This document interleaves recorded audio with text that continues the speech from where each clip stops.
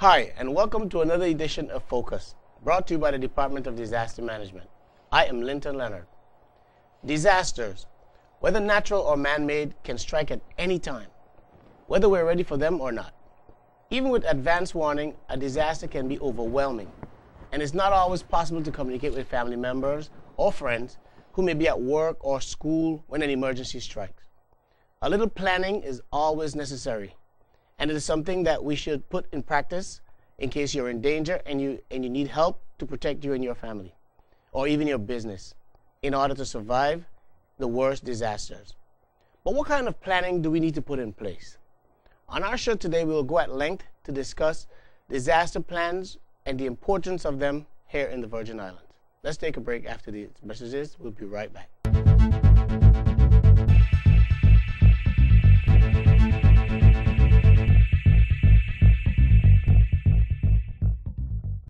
The Department of Disaster Management is located at number 3 Wayland Road, McNamara. It is home to the government department responsible for the territory's overall disaster management program. Our mission is to reduce the loss of life and property attributable to disasters by ensuring that adequate preparedness and mitigation measures, response and recovery mechanisms are established to counteract the impact of natural and technological hazards. For all your disaster preparedness needs, feel free to contact the DDM at our new number, 468-4200, to speak with one of our knowledgeable staff. That's 468-4200. Or you can visit our website at www.bviddm.com. The Department of Disaster Management, your life-saving connection. Knowing which information mediums to tap into is a very important part of being prepared. Throughout the hurricane season, preparedness tips will be aired on all radio and television stations. In addition, persons are welcome to log on to the department's website at www.bviddm.com for the latest press releases and weather releases as it pertains to impending weather. Please note that when there's an imminent threat to the BVI, the department's emergency page will be activated. Contained on this page will be releases, preparedness tips, and situation reports about the storm's impact on the territory. Help secure your family's safety by keeping abreast of changing weather conditions.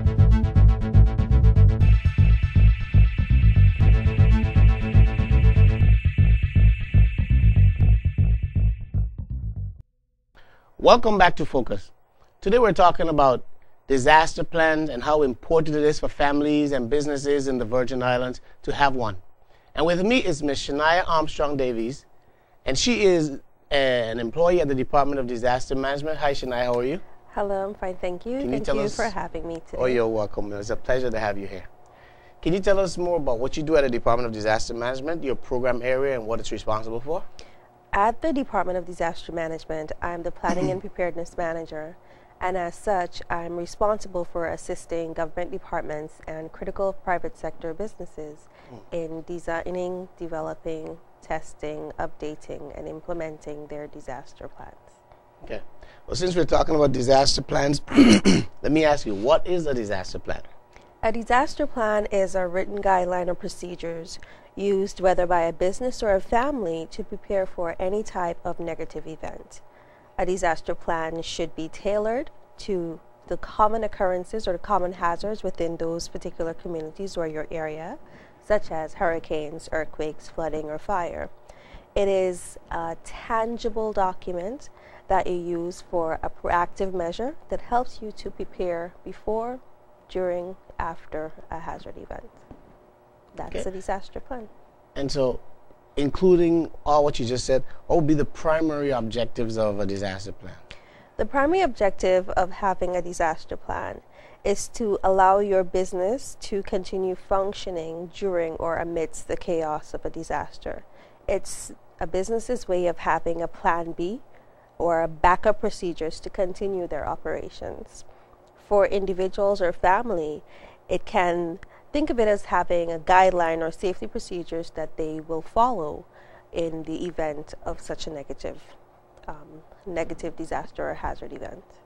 And to have a successful meal, you have to have a recipe that you should follow, and you should follow it correctly if you want it to be really done properly. So what would you include in a disaster plan to make it an effective plan, whether it may be a business plan or a family plan? Well, disaster plans should include specific procedures for the individual, business, or family.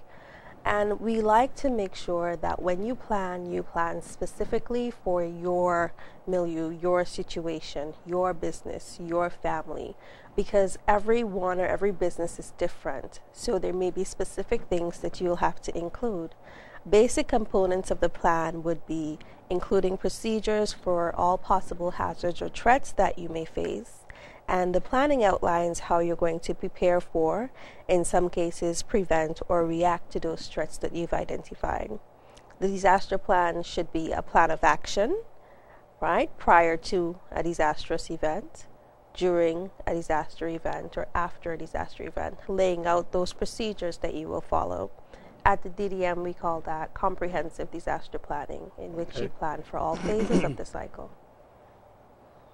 Okay, so if you can just break away from just the umbrella title of disaster plan, let me hear a little bit more about the family disaster plan, and then we can probably talk about a business plan. Sure. So tell me more about the family disaster plan. Well, even before I get into family disaster plan, it should be, noted that there are different types of plans. Wow. We have plans for at the national level, in which we coordinate the territory's response.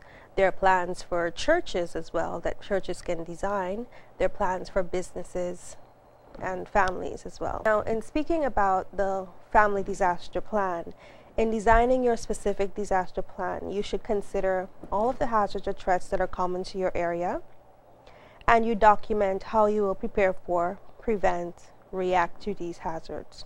Within the family disaster plan, there are a few things that you should consider. In your plan, you should consider procedures for when you are together as a family, how you're going to react, or if you're separated, if the disastrous event occurs and you're separated. For example, parents are at work, children are at school, how you're going to react. Excuse me.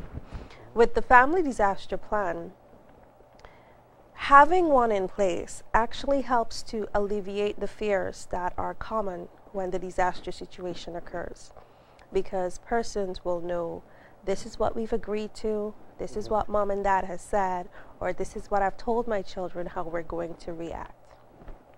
With the family disaster plan, key components that you should include are, if you're together at home and an event happens, let's say a fire, you designate an assembly point outside the home, immediately outside of the home. Okay, there's a fire, this is where we're going.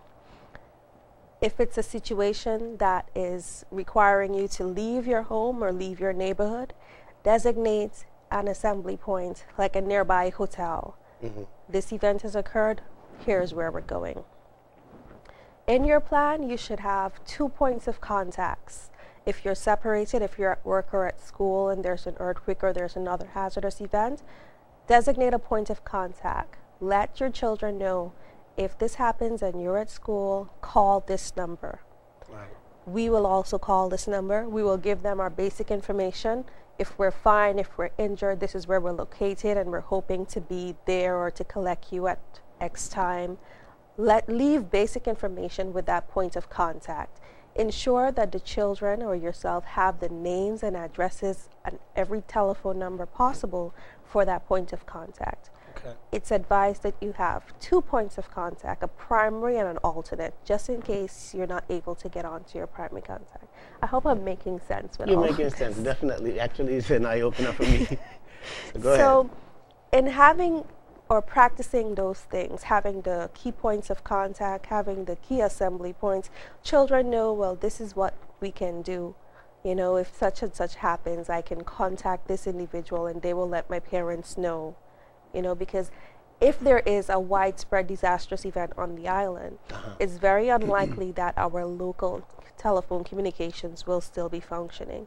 So when you designate those points of contacts, let it be an overseas individual, because it may be easier to get in touch with someone overseas, outside of the island, outside of the territory, than it is to get in touch with someone locally, as well as that local contact may be feeling the effects of the hazard as well.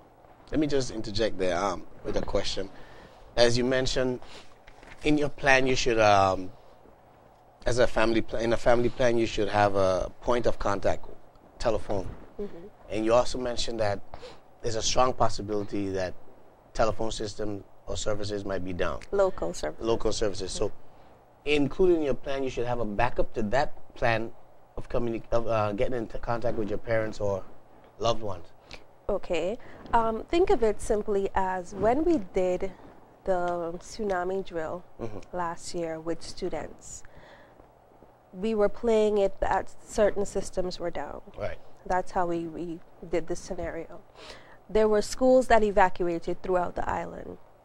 And a part of the procedures, the teachers or the principals would contact the education department if they can. If they were not able to, they contacted the NEOC. Right.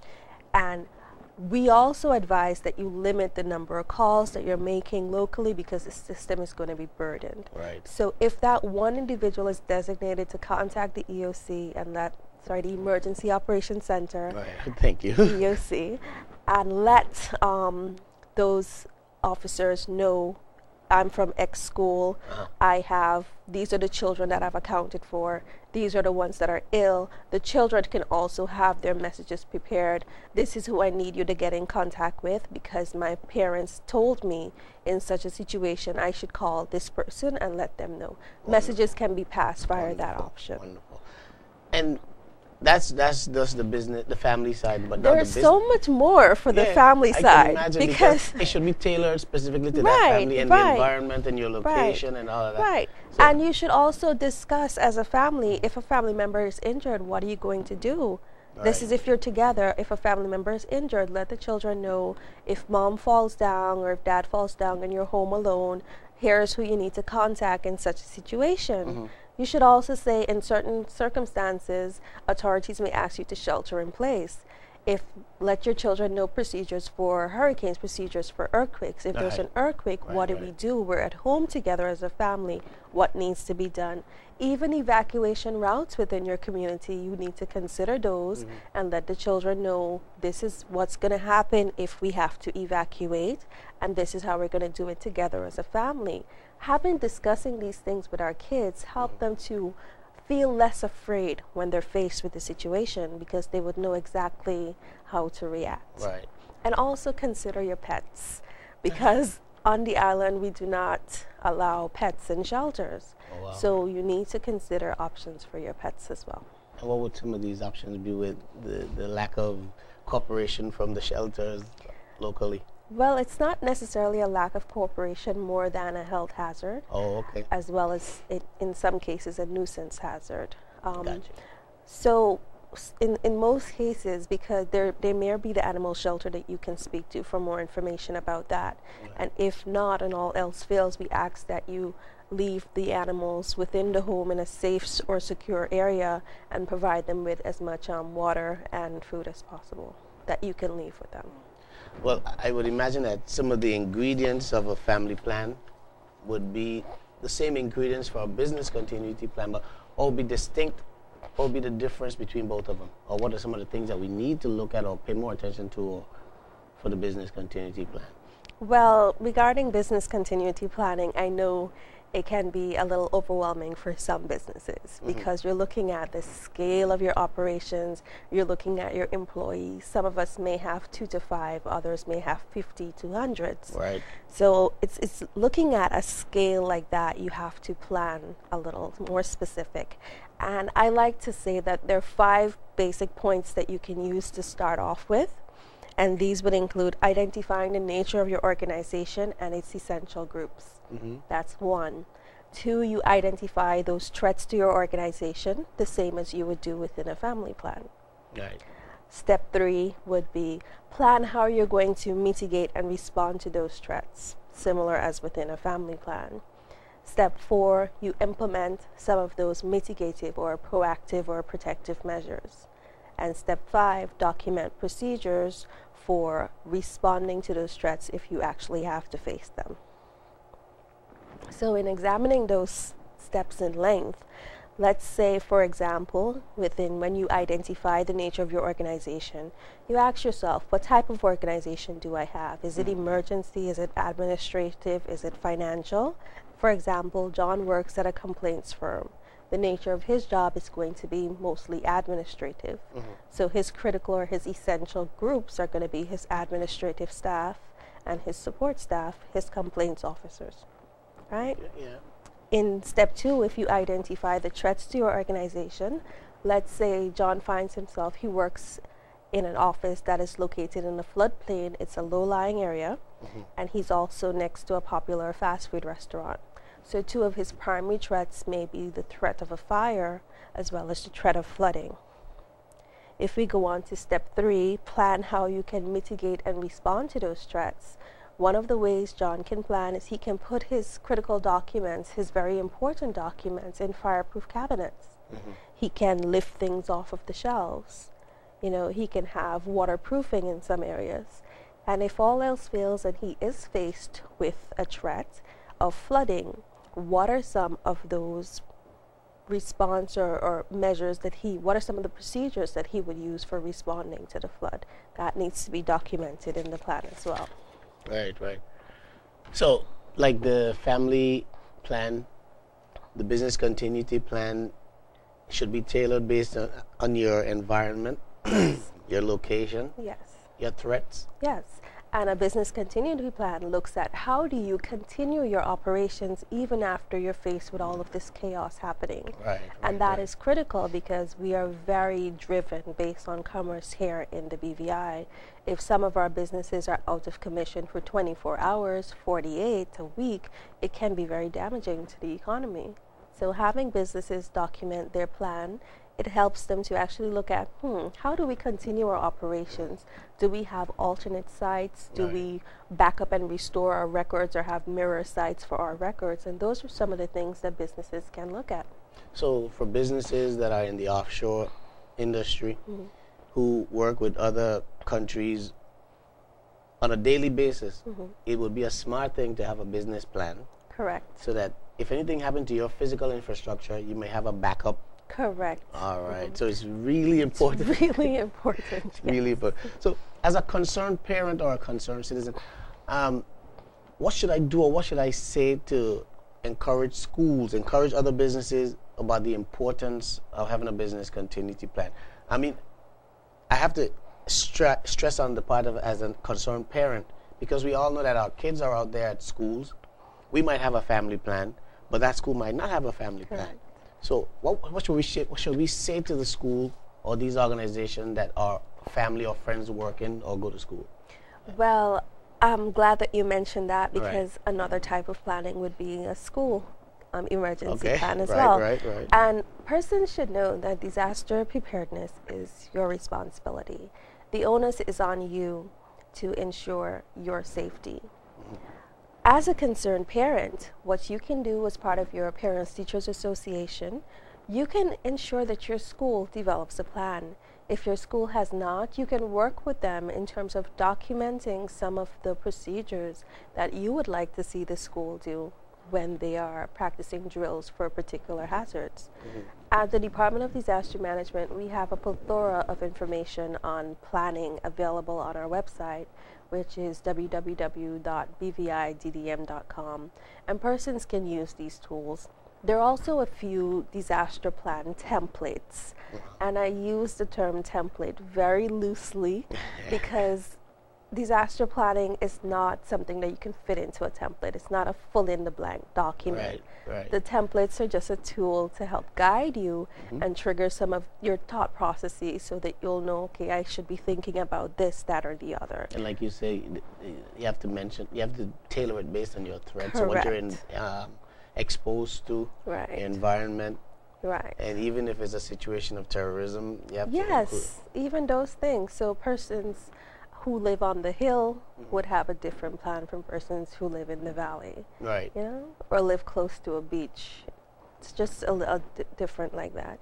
And please visit our website and see and use some of those tools that are available. Okay. But we're talking about business and family. Actually, we're talking about disaster plans. We'll be back after these messages, and we'll continue with Shania Armstrong Davies, and we'll be hearing a lot more about how important it is to have these plans in the Virgin Islands, in every family, every school, every organization. We'll be right back.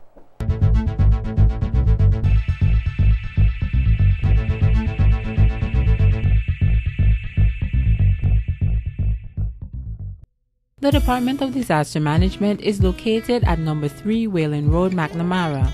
It is home to the government department responsible for the territory's overall disaster management program. Our mission is to reduce the loss of life and property attributable to disasters by ensuring that adequate preparedness and mitigation measures, response and recovery mechanisms are established to counteract the impact of natural and technological hazards. For all your disaster preparedness needs, feel free to contact the DDM at our new number, 468-4200, to speak with one of our knowledgeable staff. That's 468-4200. Or you can visit our website at www.bviddm.com. The Department of Disaster Management, your life-saving connection. Knowing which information mediums to tap into is a very important part of being prepared. Throughout the hurricane season, preparedness tips will be aired on all radio and television stations. In addition, persons are welcome to log on to the department's website at www.bviddm.com for the latest press releases and weather releases as it pertains to impending weather. Please note that when there's an imminent threat to the BVI, the department's emergency page will be activated. Contained on this page will be releases, preparedness tips, and situation reports about the storm's impact on the territory. Help secure your family's safety by keeping abreast of changing weather conditions.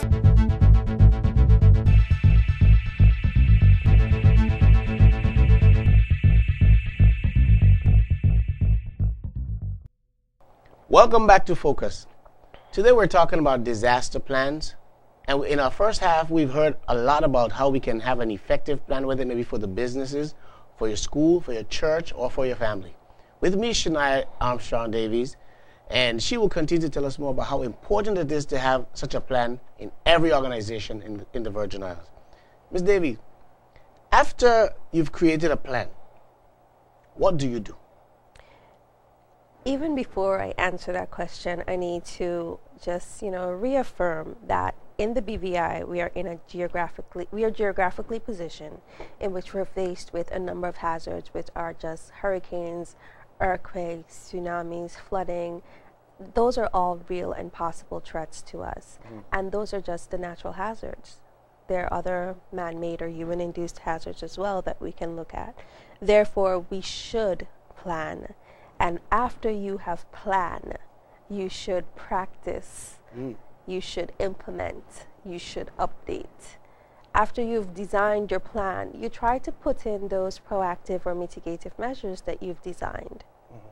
After you've planned, you share your plan with your employees, you share it with your family members, or you plan together and then distribute. You share it with your stakeholders so that everyone knows if our building for some reason is no longer habitable, this is our next point of operations, or this is our alternate operations where we will be until we're able to be in our building again.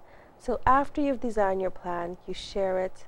After you've designed your plan, you practice it. You sit down together, you talk it through as a group, as well as you do a practical exercise, you do a practical drill. Okay, so in a practical drill, that'll be the form of testing your plan. Correct. And in testing your plan, who evaluates this plan? Well, you can have someone as an outside observer. You give them the plan to read, and they can look at, okay, I would expect to see 1, 2, 3 when you're practicing the plan. Or you can also invite the Department of Disaster Management as well as the fire department to come and observe your plans in action, so that we can serve as external evaluators and to provide you with feedback, because we have done that in the past and we're willing to do so. And in practicing your plans as well, how often should you change, or how often should you test, or should you change anything as a result of the tests? Or yes, you should.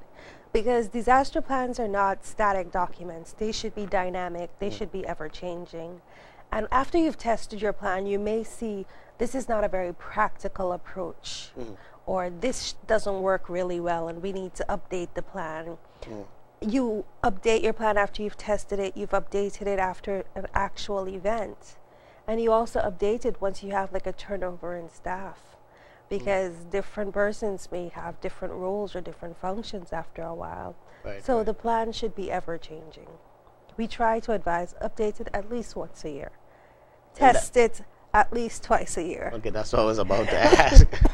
So if there's a business out there, or a family or school or any sort of entity that would like to contact the department, who are desirous of creating such a plan, how can they get in touch with us? Or should they contact you? What should they do? Yes, we advise if you would like to have some assistance in designing your plan, you can contact the department. We also ask that you use the information on our website and then contact us. We like to see what you have done first. Right. And then we provide you with significant feedback on how you can finish or continue. We also approve the government departments' disaster plans. We go a step further in terms of approving their plans. So there are a list of guidelines or a list of procedures that have to be included in those plans before they are approved. But the Department of Disaster Management does not. We do not write plans. No, we do not.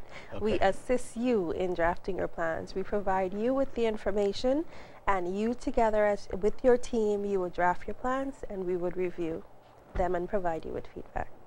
Okay, before I close, is there any final thoughts would you like to share with the listening public? Sure. I think that it's very important that we plan. It's very important that we prepare, because we are located in a geographically hazard zone, and it's better to have a plan in place than not. So I would just like to advise persons, please draft your disaster plans, and the DDM is willing to provide you with as much support as you need. Thank you so much. Ms. Armstrong Davies, I would like to thank you so much for coming on today's show. I know that my eyes have been opened and I have been enlightened, and I'm sure that our listening public too have been enlightened. Thank you for having me. I'm so happy to have you here, and I'm sure that you'll be back real soon. Thank you for having me, and as long as I have opened your eyes, and I hope I have opened someone else's, I have done my job. Thank you for having me. Thank you. Whatever one chooses to call it, whether they call it disaster planning, emergency preparedness, or business continuity, the goals are ultimately the same, and that is to have some contingency plan in place, lives are saved, and a disaster plan exists to preserve families and organizations so that they can continue to function properly. This brings us to the end of another Focus show, and I want you to remember to tune into Focus every second and fourth Wednesday on CBN at 9 p.m., every second and fourth Thursday on JTV at 6 p.m., and every second and fourth Saturday on Channel 52 at 7 p.m. Focus can also be viewed on www.bviddm.com. I thank you for watching this show. My name is Linton Leonard, and thank you for joining me on this episode of Focus, the show that keeps watch for the Virgin Islands community. Thank you.